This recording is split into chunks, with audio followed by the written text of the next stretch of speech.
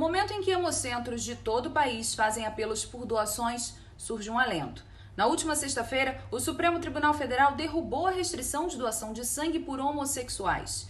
O entendimento da maioria dos ministros foi de que as regras até então tratavam essas pessoas de maneira preconceituosa.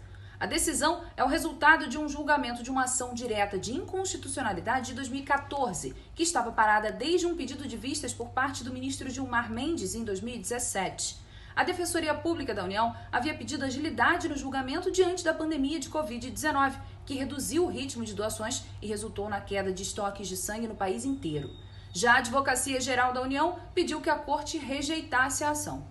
Cláudio Nascimento é diretor de Políticas Públicas da Aliança Nacional LGBTI e hoje nos atende para falar dessa decisão do Supremo Tribunal Federal, que completa uma semana nesta sexta-feira, autorizando homens homossexuais a doarem sangue. Obrigada pela participação, Cláudio. E como é que a comunidade recebeu essa notícia?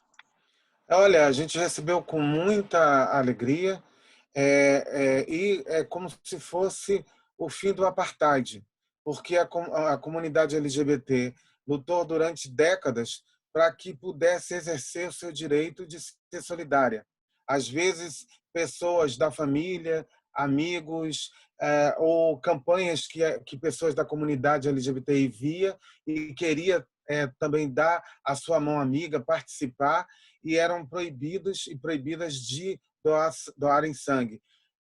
Sempre quando chegava na hora da entrevista, né, da anamnese feita ou por um assistente social, um profissional de saúde, quando chegava na pergunta sobre a questão da orientação sexual, a pessoa era ali, então, paralisada e não podia continuar no processo da doação de sangue. Eu, por exemplo, na década de 90, liderei diversos movimentos aqui no Rio de Janeiro, através do Grupo Arco-Íris, onde a gente mostrou a contradição dessa normativa, porque bastava as pessoas dizerem que não eram homossexuais que já podiam doar sangue. Então, mostrava que realmente essa normativa era extremamente preconceituosa e sem nenhuma base científica, porque pessoas que dissessem que não eram LGBTs, elas podiam doar sangue. Isso no caso gays, bissexuais e travestis e transexuais também, por conta do preconceito todo de ainda, muitas das vezes, não considerarem as travestis e transexuais como mulheres, então também entram também no mesmo bolo de gays e homens bissexuais. Então, quatro identidades da comunidade LGBT sempre foram impedidas de exercer o seu papel de cidadão ou de pessoas comprometidas com a solidariedade, com o processo civilizatório. E daí, eu lembro que, no início da década de 90, questionando essas bases da Organização Mundial de Saúde e das agências de vigilância sanitária no Brasil, eu juntei com mais 40 pessoas e fomos todos para o Instituto de Hemorrio, aqui do Rio, o Instituto do Hemorrio, para doar sangue. Então, 20 ia dizer que eram heterossexuais e 20 iam dizer que eram gays, bissexuais e travestis transexuais, para ver como que o critério deles iam funcionar. Então, as 20 que disseram que eram heterossexuais puderam doar o sangue tranquilamente. E as outras 20 que disseram que eram homossexuais não puderam doar sangue. Então, isso ficou provado factualmente que era uma normativa draconiana, que já era uma normativa draconiana e totalmente sem base científica alguma.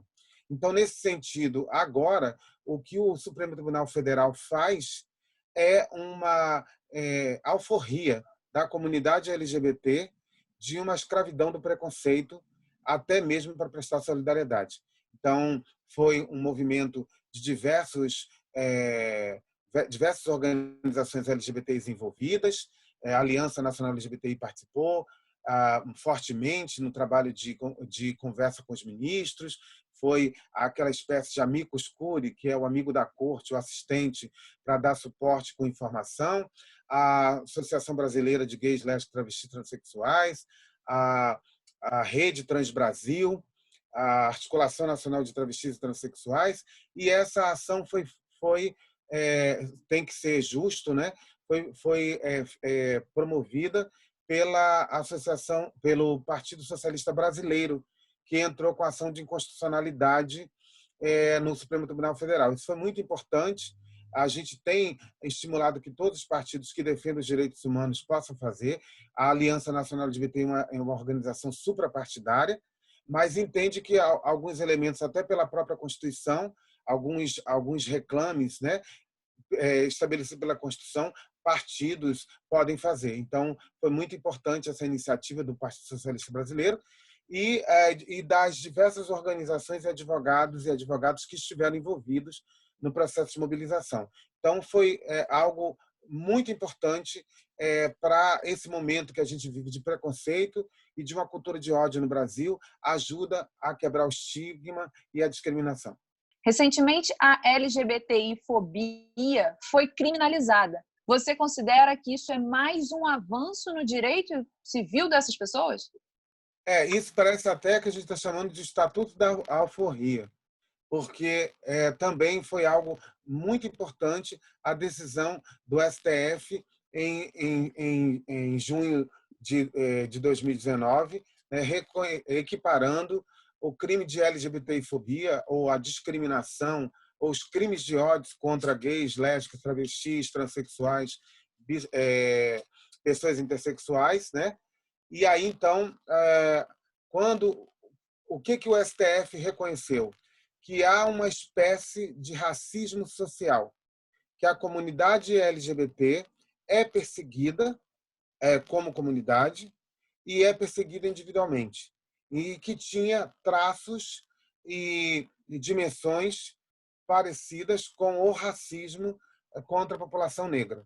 Então, que poderia fazer, do ponto de vista de a proximidade conceitual, a equiparação da LGBTI-fobia ou da discriminação contra a LGBTI com o crime de racismo à população negra, indígena e tal.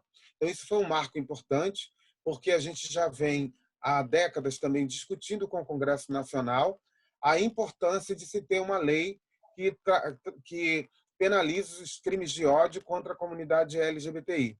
E a gente vê um Congresso, infelizmente, extremamente omisso diante de pautas dos direitos humanos, e a pauta LGBT é uma pauta que tem sido muito vilipendiada no Congresso Nacional a partir de uma conjugação de algumas bancadas conservadoras de parlamentares ligado ao fundamentalismo religioso, ligado a setores de visão conservadora, não deixa a pauta andar, por mais que tenha vários parlamentares comprometidos com a agenda. Então, foi também muito importante o STF tomar para si também essa responsabilidade de garantir que, enquanto o Congresso Nacional não estabelece uma lei que penaliza os crimes de ódio contra homossexuais, bissexuais, travestis, transexuais, ele precisa tomar parte. E isso foi muito importante, uma ação puxada também por outro partido, chamado Cidadania,